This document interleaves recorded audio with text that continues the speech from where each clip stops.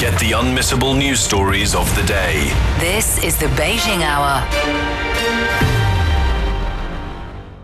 Examining the events that impact and shape China and the rest of the world.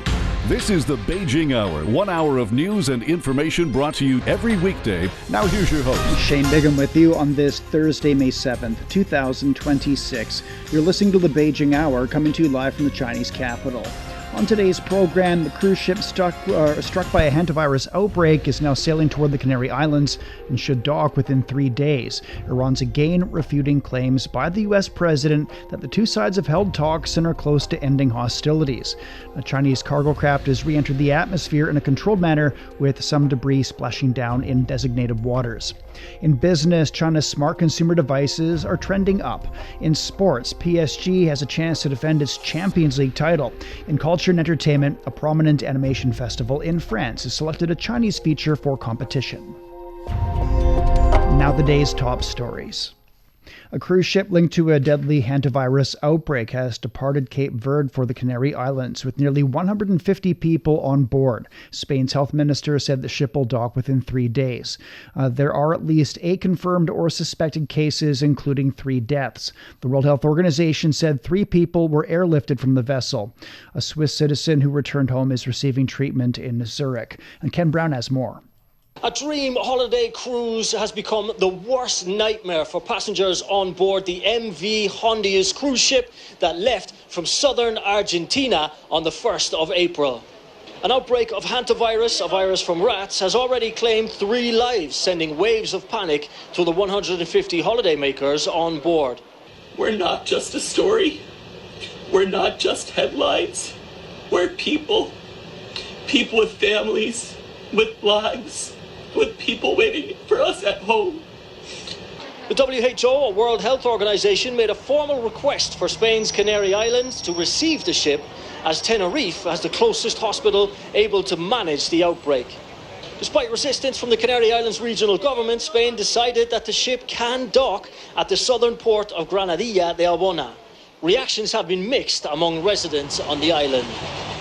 People were scared. People were worried. After what we went through during COVID, imagine that all over again. Once things are clarified, or they guarantee there will not be any health issue, I understand the logical thing to do is to bring those who need medical assistance. The central government also pointed out that there are 14 Spanish nationals on board. Once the evacuation of all symptomatic passengers has been completed, the ship will continue on to the Canary Islands, where it's expected to arrive within 3 days at a secondary port, a port with very little traffic, located 10 minutes from the South Airport. Once there, a joint health assessment and evacuation procedure will be put in place to repatriate all passengers. WHO officials on board have assured the Spanish government that none of those remaining on the Dutch vessel are showing symptoms of the virus and that they are currently under strict quarantine. The World Health Body says despite the human-to-human transition of this strain of hantavirus, the risks remain low. All we want right now is to feel safe, to have clarity, and to get home. The ship should reach the Canaries in the next 3 to 4 days, where passengers are hoping that they will finally be able to disembark and put this perilous journey behind them. That was Ken Brown in Madrid. Argentine health officials are investigating whether the country is linked to the hantavirus outbreak aboard the Antarctic cruise ship. Authorities are tracing where the infected travelers visited before boarding that ship in Ushuaia. Hugo Pizzi is an infectious disease specialist. Once a person is infected by the vermin, when they have their pulmonary condition, they spread it through the air to someone nearby. This is what happened on the ship, which was a closed environment with people spreading the virus. Argentina has reported more than 100 hantavirus cases since June last year, about double the previous year's figure. Experts say climate change may be helping spread the rodent-borne disease by altering ecosystems and expanding habitats for infected rodents. The French National Assembly has approved a draft law aimed at simplifying the return of cultural property acquired through illicit means, including looting, theft, and coercive sales. Lawmakers passed the bill with 141 votes in favor and none against. The legislation would create a clear legal framework for returning cultural objects obtained between 1815 and 1972. The move marks a shift from France's previous case-by-case approach to restitution. The draft law still requires final approval from the Senate before it can take effect. China said it appreciates France's sense of responsibility in facilitating the return of lost cultural relics to their countries of origin. The Foreign Ministry said China looks forward to the early completion of the legislative process and hopes to work together with France in this field. A ministry spokesperson said China is willing to work with all parties to continue promoting the protection and return of lost cultural relics through dialogue and cooperation. The spokesperson also said China hopes to make joint efforts to enhance exchanges among people and civilizations. With more, Tian Lu spoke with Professor Wang Huiyao, founder of the Center for China and Globalization. Do you think this bill reflects a broader shift in how Western countries view their historical responsibility for cultural heritage? Yes, I think this move is very significant. And I think France is taking a lead on this autonomous move because, as we know, in the past, colonial power has taken away so many cultural relics and also antique arts and crafts and all those historical, monument and all those memorable legacy. So I think this move is really great is that it has, first of all, made a breakthrough on those things. If countries that can prove and this is been looted away and also can give enough evidence and of that, France opened a new example for this kind of returning process. Even though this is very new, but I think this represents a broader scope of openness and also a reflection of a correction of the past wrongdoings, but also a great gesture towards a more ethical and traditional, restore those good values and also return these relics to the country that is originally from, and also going to help the relations and cultural exchanges and promote better understanding among the countries who have those encounters. And could it have implications for China's efforts to recover lost artifacts overseas?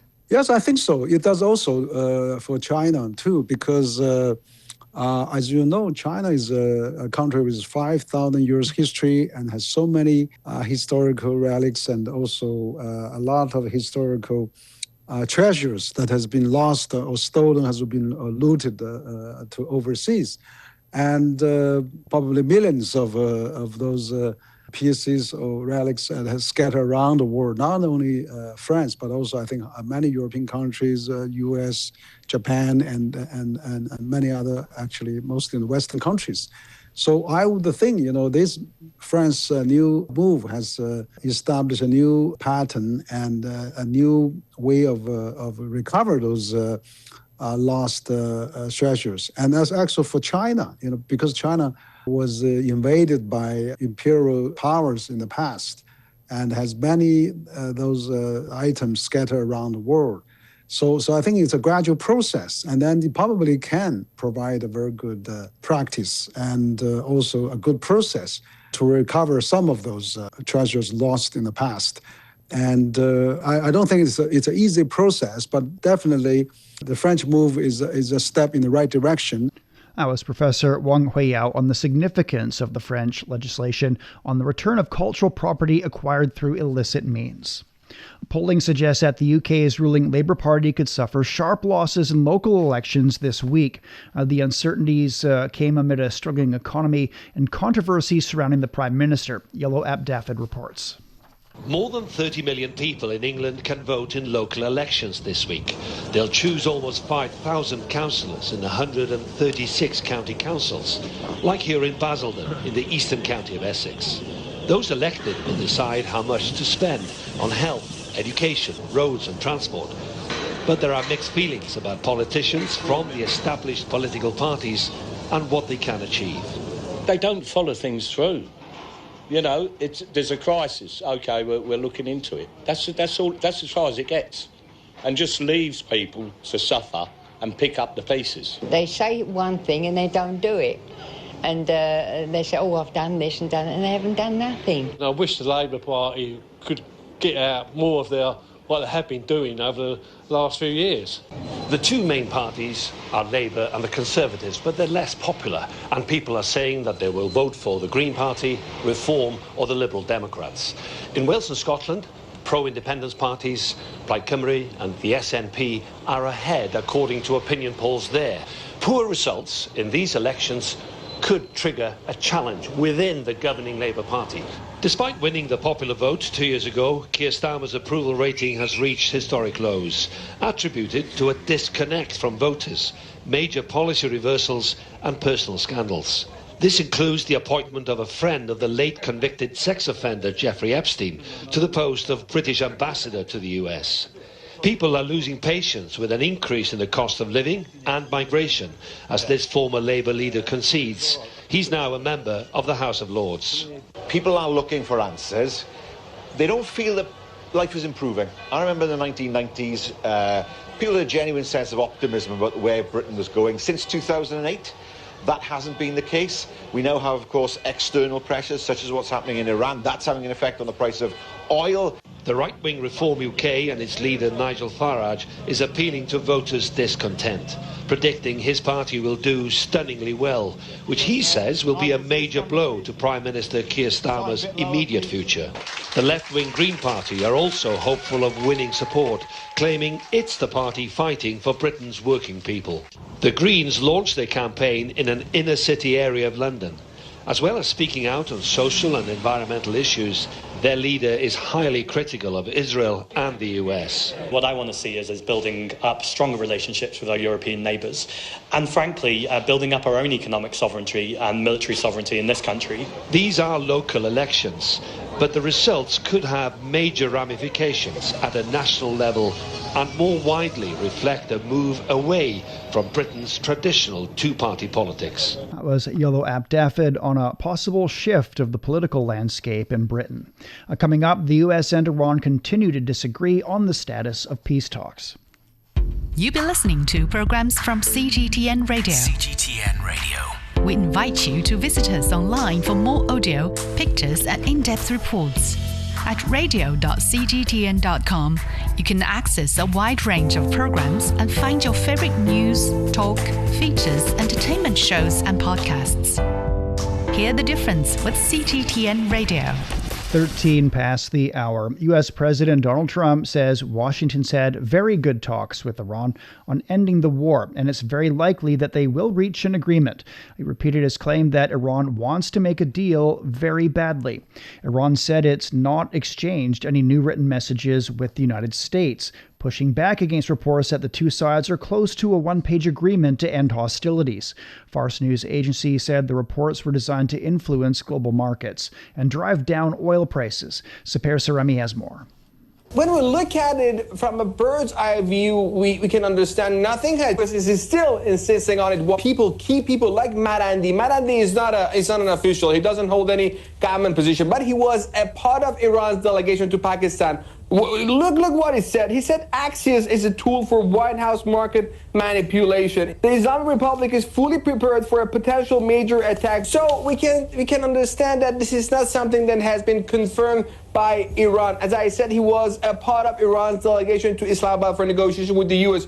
On the other side, we had IRGC Navy when the aggressors, it means the U.S., threats neutralized and new protocols in place. Safe, stable passage through the Strait of Hormuz will be ensured. So on the diplomatic front, we can understand that nothing has changed. Fars News Agency is very, very close to IRGC. They said that an informed source has denied Axios report on Iran-U.S. agreement to end the war. We don't know what is really going on, but we can say something for sure, that there are negotiations happening behind closed doors. That was Sapir Saremi in Tehran. Iran says it's still reviewing the U.S. proposal on ending the war and will respond after completing its assessment. Iran sent a 14-point counterproposal to Washington through Pakistan in response to a 9-point U.S. plan. Nick Harper tells us about some of the sticking points. I have to admit, there's already plenty of scepticism here in Washington surrounding the reports of this memo.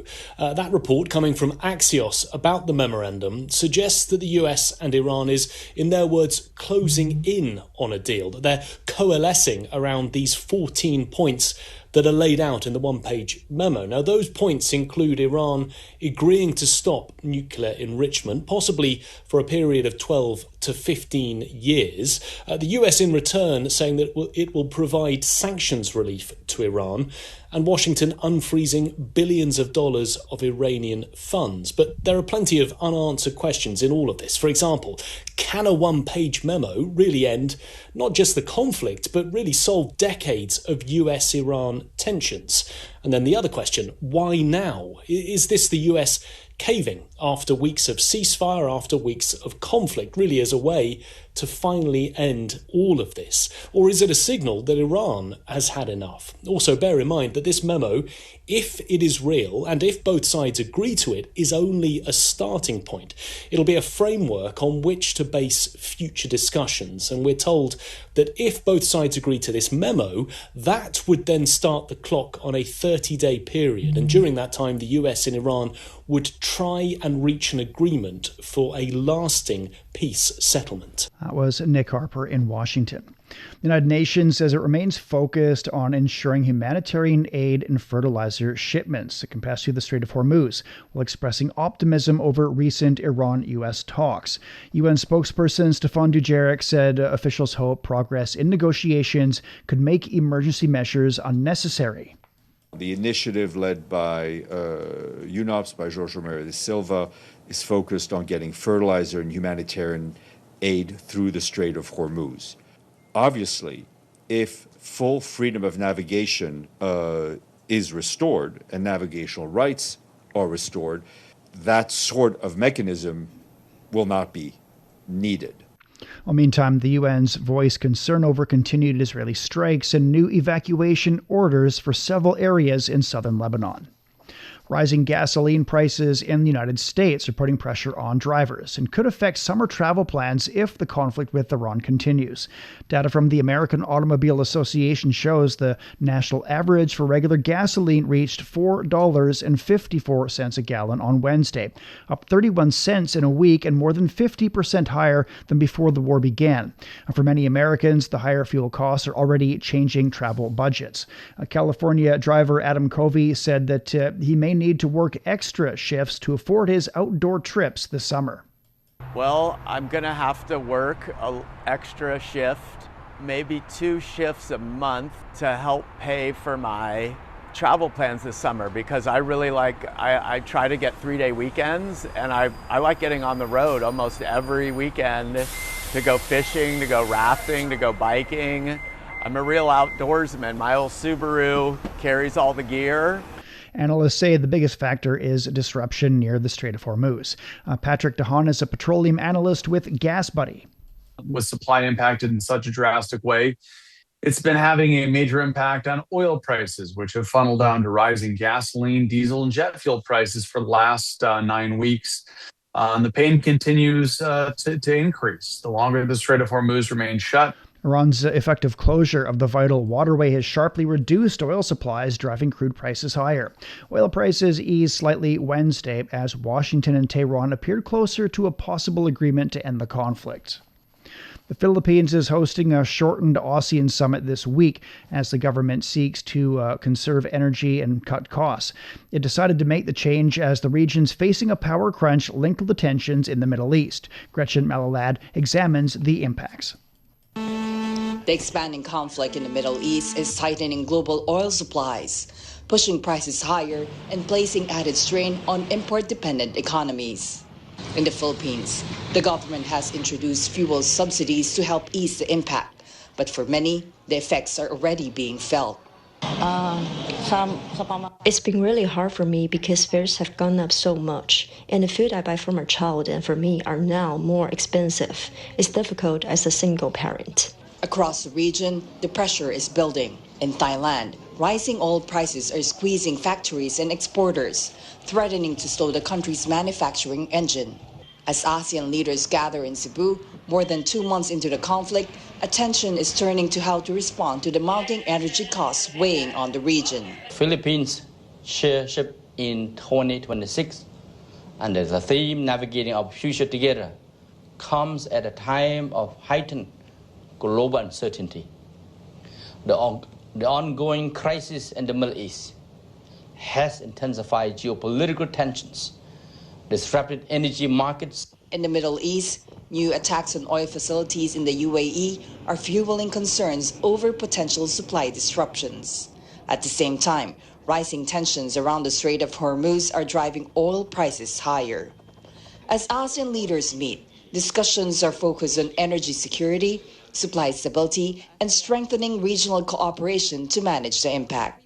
The Philippines underscores the importance of bolstering the region's strategic autonomy, guided by ASEAN centrality, enhancing our coordination as a community of nations. Economist Jonathan Ravela says ASEAN's resilience may once again hinge on the strength of its internal market, noting that during past crises, the majority of trade remained within the region. He adds that expanding intra-regional trade, together with deeper economic ties with China, could help shield the bloc from external shocks driven by conflicts beyond its borders. One thing that I would draw from the previous Asian financial crisis, what made ASEAN very resilient is that more than 50% of its exports is to itself. We can work together, especially with China, on these things because they're a big market, and if we trade among ourselves, then we isolate ourselves from issues in the Middle East, Europe, or even the US. The UN World Food Program warns that if the conflict in the Middle East continues through mid-2026, food insecurity could rise sharply, with Asia expected to see the largest increase, including parts of Southeast Asia. An estimated 9.1 million additional people in the region could be pushed into food insecurity. ASEAN may not be able to influence the course of the conflict, but it can still act to protect its most vulnerable populations. That was Gretchen Malalad reporting. Coming up, China's Tianzhou 9 cargo craft has re-entered the atmosphere in a controlled manner. Discover the realities and responses to our changing climate with Climate Watch. Uncover critical issues such as the Masai Mara's disrupted wildebeest migration and the drop in the Panama Canal's water levels. Delve into solutions for a sustainable future. Tune in to Climate Watch on your favorite podcast platform. Become more eco-conscious and take action to protect our planet. 23 past the hour. China says the Tianzhou 9 cargo craft has re-entered the atmosphere in a controlled manner. The China Manned Space Agency said a small amount of debris that survived ablation fell into the designated waters. The spaceship was loaded with supplies, including propellant and equipment, and it was launched in July last year. China's first 4 domestically trained airship pilots have obtained commercial flight licenses. They completed hundreds of takeoffs and landings with the Shengyun AS-700 airship during training. That airship has received 44 orders. Each will require 2 to 3 pilots. Aviation industry insiders say the demand will rise with the development of China's low-altitude economy. China saw a huge increase in travel and a strong shift toward experience-driven tourism over the Labor Day holiday. Cross-provincial travel accounted for more than 60% of all trips. Travelers also chose to stay longer and explore destinations more thoroughly. Industry observers say the travel boom signals a deeper change in how Chinese tourists approach travel, with the focus increasingly on meaningful experiences rather than simply visiting scenic spots. Restaurants in the country experienced a surge, with local delicacies drawing much interest. One city in central China has become popular for its barbecue. 3 million tourists flocked to Yuyang, Hunan province, this May Day break. The city's signature grilled skewers have kept local barbecue chefs working at full steam. I've grilled tens of thousands of skewers already. Yuyang barbecue is hugely popular right now. Queues grow longer outside barbecue restaurants, yet owners face a major challenge. Our biggest challenge is a severe labor shortage. All our chefs are working full tilt, and we're actively recruiting more skilled grill masters. The city hosts the nation's first official barbecue academy, where veteran local chefs provide hands-on training. Students complete a 1-month full-time course and earn nationally recognized vocational certification from human resources authorities upon passing assessments. I traveled here from Zhangjiakou, Hebei. I want to master Yuyang barbecue, bring it back home, and launch an original local cuisine style. The Academy's inaugural intake planned for just 30 spots, but attracted over 4,000 applicants. Its soaring popularity epitomizes Yuyang's push to grow its barbecue economy. The city now has over 3,000 barbecue outlets, with annual growth topping 20% in recent years. Local consumers ate around 600 million barbecue skewers last year. The entire industrial chain output topped 3 billion yuan, supporting nearly 100,000 jobs. China's 15th five-year plan prioritizes distinctive county-level economies, encouraging regions to turn local specialties into major industries. Across the country, unique local resources are being built into complete industrial chains and ecosystems, driving sustained economic growth. And that was a report about barbecue being a pillar for the economy in Yueyang, Hunan province. On trips by foreign nationals to and from China rose significantly during the May Day holiday. Recently, 23 diplomats from 14 countries visited Chongqing in southwest China on a tour centered around discovering the beauty of China. Zhang Shuang reports. Chongqing's tourism authority reported that in 2025, the municipality welcomed over 2 million international visitors, marking a 68.2% year-on-year increase. From January to March 2026, the city saw a 60.3% surge in international tourist arrivals, reaching an all-time high. Visitors from Southeast Asia constituted the primary demographic for inbound tourism in Chongqing. What makes Chongqing different is that Chongqing, I think that it's just new to the global, even especially from Thai. I think that Chongqing is more for generation Gen Z or millennial, which they love the vibrant of the cities, nightlife. I mean the light and sound, and especially for the food. Recently, Chongqing signed letters of intent and a memorandum of understanding to enhance tourism cooperation with the Thai Ministry of Tourism and Sports and the Sri Lanka Tourism Promotion Bureau. What struck me most was that the Chongqing city has 32 million people. Mongolia has only 3.5 million people. 33 million people can live in such conditions in peace, in harmony, and can develop so fast. The 3 natural bridges, it was so unique that it reminds me of Petra in Jordan, which is also in the mountainous area in the south of Jordan. And what's so interesting was that I saw that the movie, the international movie, the Transformer, was shot here in these 3 bridges, which was also shot in Petra. And I see that quite the good similarity, and maybe by coincidence, but I see that yes, we share a lot of things that we can share together, experience that we could also exchange. Your visa-free policy for 1 month is a very good boost to this tourism, exchange. Many Bulgarians have lately come here because of this, visa-free policy. Discovering the Beauty of China is a national-level foreign cultural exchange brand initiated by the Ministry of Culture and Tourism. Guests visited various locations in Chongqing, including the ancient town of Sitikou in Shapingba district and the Chiujiuli city in Pengshui, the 3 natural bridges in Wulong, and the Dazu rock carvings, where they experienced the distinctive local culture. That was Zhang Shuang with takeaways from a tour in Chongqing. We're at 29 past the hour. Beijing will be down to 10 degrees on Thursday evening. Cloudy and 26 in the forecast for Friday. Shanghai is overcast tonight and tomorrow. Low of 17, the high is 22. Chongqing will see a light rainfall through tomorrow, low of 20, a high of 22. Nanchang will be getting moderate rain with a low of 18 this evening. That's followed by cloudy skies and 21 degrees Celsius on Friday. It's time for a short break. So far this hour, the cruise ship struck by a hantavirus outbreak is now sailing toward the Canary Islands and should dock within 3 days. Iran's again refuting claims by the U.S. president that the two sides have held talks and are close to ending hostilities. The Chinese cargo craft has re-entered the atmosphere in a controlled manner with some debris splashing down in designated waters. Shane Bigham with you. Stay with us here on the Beijing Hour. From the refreshing cup of tea that starts your morning to the paper that you write on, the roots of many familiar parts of modern life can be traced back to ancient ideas. Join us on Made in Ancient China and discover how ideas born millennia ago became some of the world's greatest treasures.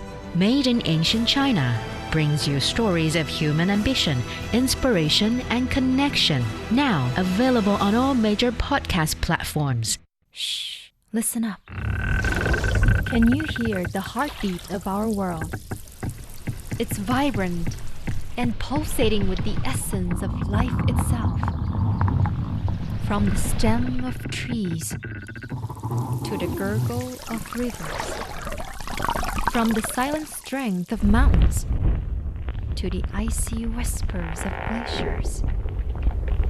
Even the solid ground beneath our feet. Right there, in the midst of all, beats the heart of humanity. What if those other heartbeats were to stop? Would ours keep on ticking? Examining the events that impact and shape China and the rest of the world. This is the Beijing Hour, 1 hour of news and information brought to you every weekday. Now here's your host, Shane Bigham with you on this Thursday. Still to come. In business, China's smart consumer devices are trending up. In sports, PSG has a chance to defend its Champions League title.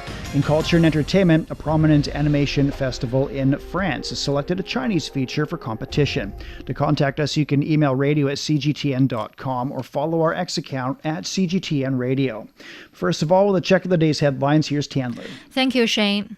Chinese Foreign Minister Wang Yi says China and the United States should explore a path for major countries to get along and jointly contribute to world peace and stability.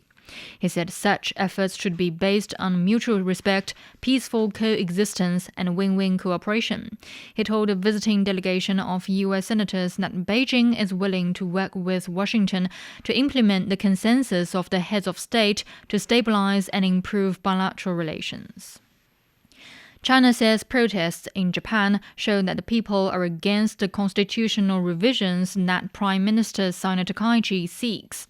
China's foreign ministry said the acceleration in remilitarization has also drawn opposition from peace-loving people from around the world. Protesters in Japan are demanding commitment to peace. Renouncing war is critically important. I believe the principle of abandoning war and not maintaining a military must never be changed under any circumstances. Upholding the Constitution is the fundamental duty of politicians. Dismissing this obligation and arbitrarily revising the Charter appears to the world as preparation for war. In its latest move, Japan launched its first offensive missile since World War II during a U.S.-Philippines military exercise. China said the action reflects Japan's flawed view of history and growing militarization. A cruise ship linked to a deadly hantavirus outbreak is continuing its voyage toward Spain's Canary Islands as health authorities in Europe and Africa work to contain the spread of the disease. The Dutch-operated MV Honduras departed Cape Verde on Wednesday with nearly 150 people on board.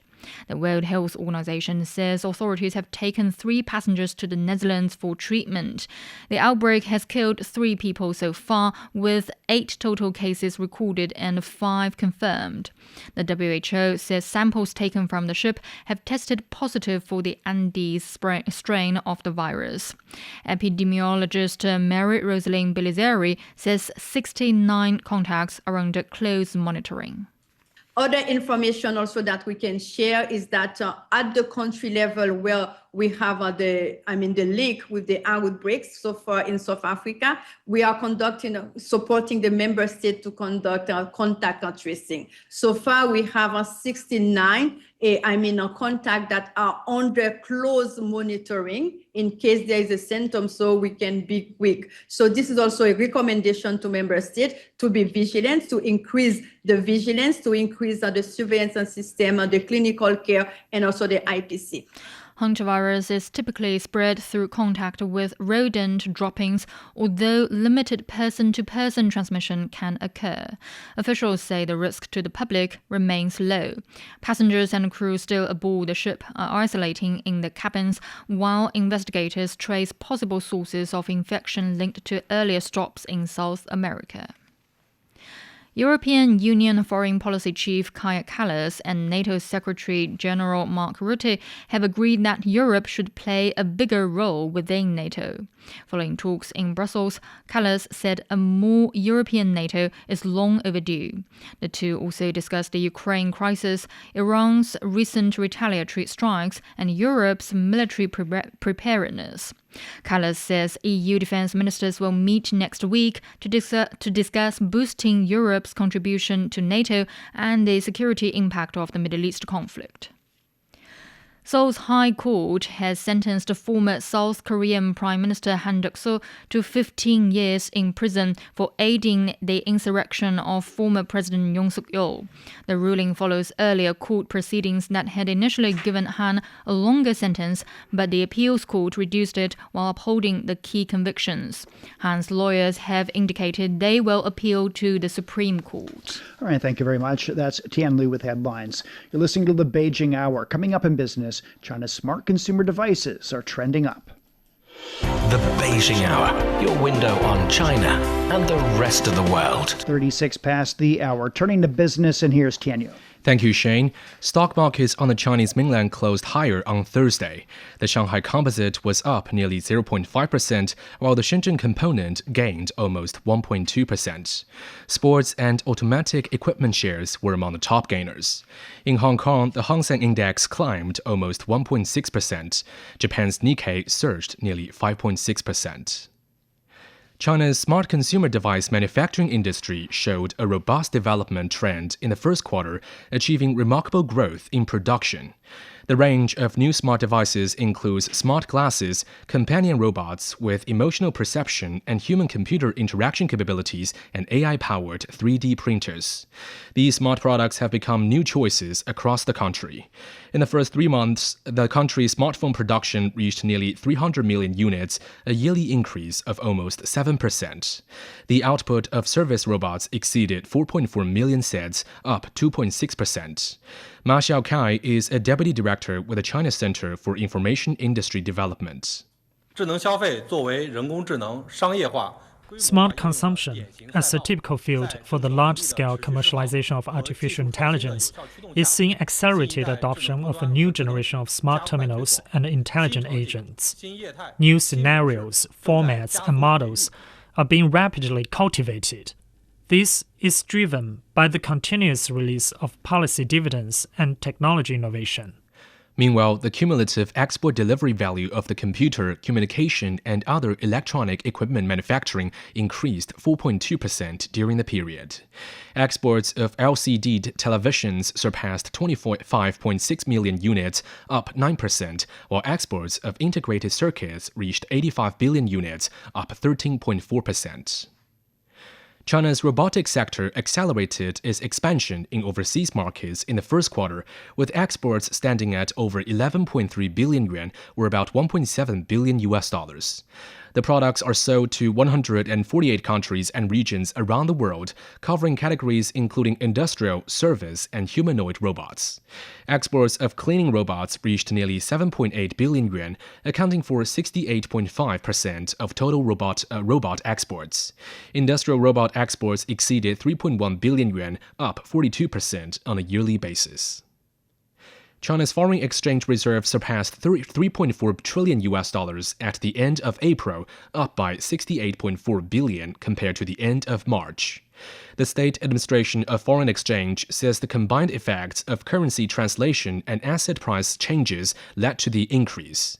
The administration added that as China continued with efforts to consolidate and expand the momentum of steady economic growth, the resilience and vitality of the Chinese economy has contributed to the stability of the country's foreign exchange reserves.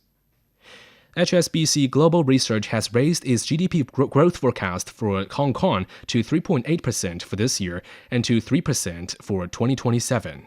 In its Hong Kong economic report, the research house says local growth is consolidating and the impact of the Middle East conflict is expected to be relatively limited due to the city's economic structure. It says Hong Kong's role as a safe haven and its connectivity are attracting capital and talent. The research house added that wealth is driving spending in the city, while artificial intelligence is boosting investment. Supportive measures in Shanghai are driving continued improvements in the real estate sector. Sales agencies have seen a sharp surge in foot traffic. Lei Shiyan has more details. From easing restrictions on home purchases to lowering the threshold for applying for Housing Provident Fund loans, Shanghai's new real estate policy packages this year have boosted demand from purchasers who want to move up the property ladder. The latest data show that transaction volumes for pre-owned homes was best April in 10 years, exceeding 28,000 units. And just in the first 4 days of this month, the number was 924 units, up 13.8% year-on-year. Many agencies report more potential buyers are coming in to look things over, and they don't hesitate a lot about prices now.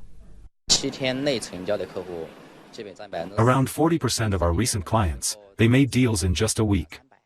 The prices of those pre-owned houses sold in March was mostly around 2 to 3 million yuan. While in April, we saw those with prices over 5 million to 10 million yuan were quite popular. Home buyers gradually returning confidence has also translated into a steady home prices. According to the National Bureau of Statistics, on a month-on-month basis, pre-owned home prices in Shanghai reported a 0.2% growth in February, and the number further increased to 0.4% in March. The improving performance of the pre-owned home market can contribute to an improvement in the new home market. The recovery is at a wide range, and the vitality in the market is at a higher level now. From home buyers, realtors to developers, they think the home prices will remain stable. So we can expect that home buyers' confidence will continue to grow. Looking ahead, experts say the whole month of May is likely to outperform the same period last year, placing the housing market on a steady recovery track. That was Lei Shiyan reporting. Shanghai has launched a pilot program for international cooperation in the data sector, part of China's efforts to build a new framework for global data partnerships. Guided by the National Data Administration, Shanghai is among the first cities to test new frameworks for cross-border data collaboration. The pilot program focuses on 6 key areas and 17 specific tasks with the goal of building a new system for cross-border data collaboration by 2030. The system features leading infrastructure, mutual recognition of regional rules, and integrated application scenarios. The city will deepen exploration in cross-border facilities and rule alignment. Based on the existing layout of international data centers and blockchain networks, Shanghai will advance the development of cross-border storage and computing and hub-to-hub cross-border data service facilities. In fields such as fintech, digital technology, and digital content, the city will foster clusters for digital export services tailored to the industrial strengths of each district. Chinese researchers are looking beyond traditional farming methods for new solutions to increase food production. In Qingdao, a laboratory is turning sea lettuce, once treated as waste, into fertilizers. Liu Xiaoming has more. At a port in Qingdao, workers are preparing for the annual sea lettuce collection season. Unlike traditional fertilizer makers, this company gets its raw materials from the sea. Every summer, huge amounts of sea lettuce wash onto China's coastline, damaging marine ecosystems and creating costly cleanup challenges. Now, researchers are turning that problem into a resource. The sea lettuce is processed into biological fertilizer. Researchers say using natural occurring sea lettuce rather than cultivated marine plants also cuts costs and reduces environmental pressure. But the process is challenging. Fresh sea lettuce contains large amounts of water and sand and can begin decomposing within hours of leaving the ocean. We developed our own harvesting boats, drying systems, and dehydration equipment. More than 50 related technologies have now received national patents. The fertilizer is now sold across China and exported to more than 60 countries and regions. Researchers say more fertilizer companies are beginning to incorporate marine biomaterials into their products. Our laboratory is developing new technologies to improve soil conditions. We hope these fertilizers and biostimulants can help increase China's grain production in a more sustainable way. Inside the lab, researchers demonstrated the difference with a simple soil test. Soil treated with the sea lettuce product appeared looser and more breathable than soil treated with conventional fertilizer. And that creates a better environment for roots and microorganisms on the ground. Farmers say they are seeing similar changes in the field. In Qingdao's Pingdu area, wheat farmer Wang Chengfei says the soil has become noticeably softer after several years of using sea lettuce fertilizer. The soil used to become very hard and compacted. Now, it's much softer than before. China now has more than 4,500 biofertilizer companies nationwide. Researchers say the industry is moving toward greener and more precise farming technologies, aimed at increasing crop production while reducing environmental pressure. And that was Liu Xiaoming reporting. And finally, the International Monetary Fund says sub-Saharan Africa has made significant economic progress but remains highly vulnerable to external shocks. According to its Regional Economic Outlook report, the region entered 2026 reaping the benefits of hard-won stabilization gains following a strong 2025. The report says regional growth reached about 4.5%, the fastest in a decade, supported by favorable external conditions and sound policies, particularly in several large economies. Thank you very much. That's Tianyu with Business. You're listening to the Beijing Hour, and coming up in sports, PSG has a chance to defend its Champions League title. Sideline Story brings you all things sports related. The hottest topics, latest events, juiciest stories, all with a very personal take. Subscribe to Sideline Story Podcast for heated sports discussions covering events that are happening in China and around the world. 47 past the hour now, and turning to sports. Here's Yang Guang. Thank you, Shane. We begin with the thrilling Champions League semi-final. Defending champions Paris Saint-Germain booked a place in the final against Arsenal after a 1-1 draw with Bayern Munich in the second leg secured a 6-5 aggregate victory for the French sides. PSG made a lightning start on the counter-attack. Ballon d'Or winner Ousmane Dembele found the net less than 3 minutes into the clash. Bayern Munich pushed hard for a comeback, with Harry Kane scoring deep into stoppage time, but PSG's disciplined defense stood firm for most of the match. Head coach Luis Enrique praised his players for their defensive resilience and composure under pressure. In my opinion, it is clear it's time to enjoy reaching the final. It was a very high-level match. I think both teams improved the way we defended. We started the match in a very positive way because there were chances in the first minute, and afterwards, when we scored, we were more calm than usual when playing this type of match. Bayern Munich did everything. They attacked all the time. It was very difficult when you're not used to defending for this long. The French champions will head into the May 30th final in Budapest as favourites to retain the title.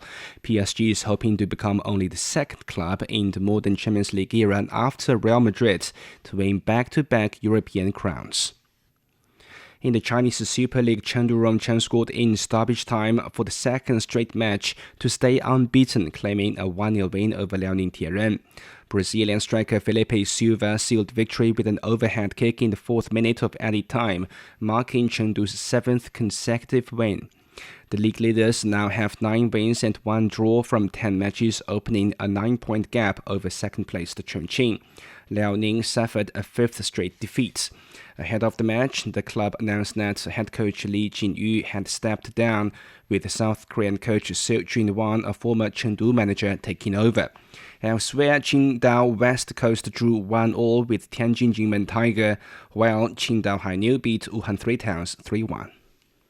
Luis Suarez, Uruguay's all-time top scorer, is open to returning for this year's World Cup. The 39-year-old Inter Miami striker retired in 2024 after a public clash with coach Marcelo Bielsa, but says he now holds no hard feelings.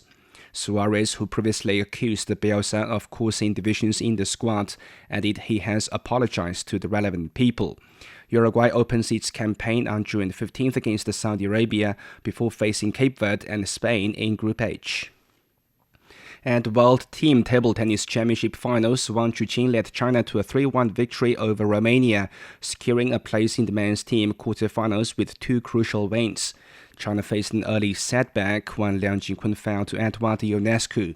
Wang quickly restored balance, battling Julian Chirita. After trailing 5-1 in the second game, Wang edged it 12-10, having already taken the first 11-5 and sealed the match with an 11-5 win. I had some problems in the second game of the match, and my opponent put a lot of pressure on me, which is very normal. I managed to turn the tables, and that boosted my confidence in the third game. Lin Shidong then put China ahead, defeating Ovidio Ionescu in straight sets. Wang held firm in the decisive match against Ionescu, securing a 3-1 victory for Team China. On the women's side, China continued its dominance, sweeping Sweden 3-0 in the round of 16 without dropping a single game. Sun Yingsha opened with a commanding win over Linda Bergstrom. Wang Manyu followed, overwhelming Christina Kahlberg while conceding only 8 points. Wang Yidi completed the sweep with a swift victory over Philippa Bergant. Sun stressed the importance of mentality as the tournament progresses. As the tournament now approaches the quarterfinals, the opponents will only get stronger and stronger. The contest will not only be about the skills and tactics, but also about the mentality and the ability to read each game. We had good preparation for this match on both the technical and tactical sides. I adjusted my rhythm properly during the match, and I will continue to focus on myself in the next match. The Chinese men's and women's teams both face South Korea in the quarterfinals. Finally, in the NBA, the San Antonio Spurs dominated final 3 quarters to rout the Minnesota Timberwolves 133-95, leveling their Western Conference semifinal series at 1 win apiece. The Spurs blew the game open in the second quarter, turning a 7-point lead after the opening period into a 24-point advantage by halftime. Julian Champagny started in the third quarter, scoring all 12 of his points on 4 3-pointers as San Antonio stretched the lead to 98-63. From there, San Antonio cruised to the finish, building its lead to as many as 47 points. All right, thank you very much. That's Yang Guang with sports. You're listening to the Beijing Hour. Coming up in culture and entertainment, a prominent animation festival in France has selected a Chinese feature for competition. From north to south, east to west, people in China are chasing their dreams and leaving their mark. Want to know how they beat the odds and made a difference? Footprints brings you the true life stories of their journeys. 53 past the hour. In culture and entertainment, the Annecy International Animation Film Festival has selected Chinese feature Nobody for the official feature film competition. Released domestically in August of last year, Nobody's achieved phenomenal success, earning 1.7 billion yuan, roughly $250 million. The film follows themes of family, friendship, growth, and dreams. Founded in 1960 and held annually in France, Annecy is widely recognized as the world's premier animation festival, known as the Animation Oscars. This year's edition runs from June 21st to the 27th. Chinese traditional music is often seen as something rooted in the past, but singer-songwriter Sung Tian is finding new ways for it to live in the present. He calls himself a translator, fine-tuning ancient melodies into a modern musical language. Lin Lin has more.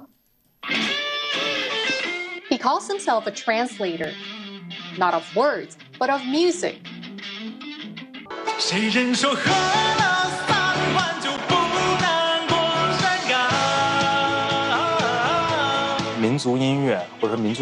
Traditional Chinese music or instruments don't simply play a supporting role.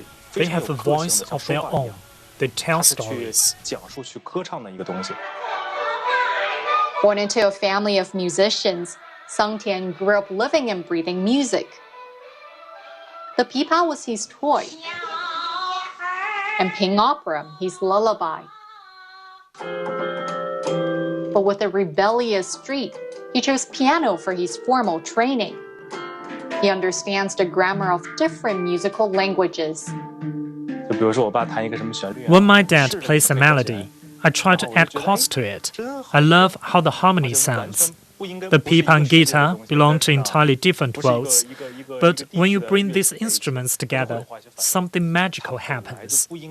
Music shouldn't have boundaries. Sangtian builds his music on rock, with electronic elements adding texture. But at its core, he uses traditional Chinese instruments as the main melodic voice. Depending on the instrument, the same melody can sound completely different. His first fusion experiment was sparked by a conversation with his mother. My mother said, maybe you should learn Ping Opera. Your generation has heard it, but doesn't really connect with it. In a generation or two, it might be gone. That's when it hit him. He had to do something.